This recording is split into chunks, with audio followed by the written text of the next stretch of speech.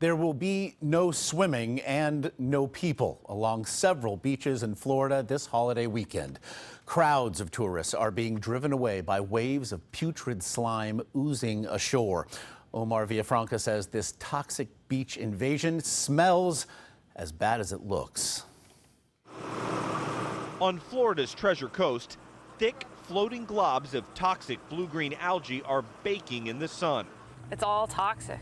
For Crystal Lucas, who grew up here, the smell is smothering.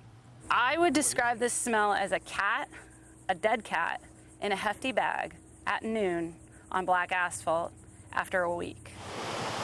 The worst algae bloom in years has shut down several beaches, leaving them empty for the usually busy 4th of July weekend. Signs now warn swimmers because the algae can cause skin irritations and stomach issues, which is scaring away customers at Irene Gomes Motel on Jensen Beach. How much business have you lost in the last few days? Well, just from one group of relatives that were coming in together, it was $1,000.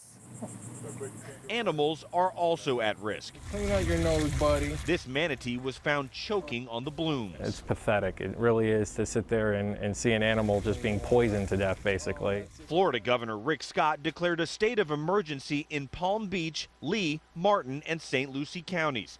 He blamed water released from Lake Okeechobee. The lake is filled with runoff containing fertilizers and human waste. The U.S. Army Corps of Engineers have agreed to reduce the amount of runoff by 35%. But for residents like Crystal, it's too little, too late. People on the Treasure Coast are going to be celebrating their independence at a movie or at a mall instead of in the water, which is a total departure from what our lifestyle is. The smell is so bad, people are wearing masks to breathe, and they're leaving their boats in the dock to avoid all of this muck.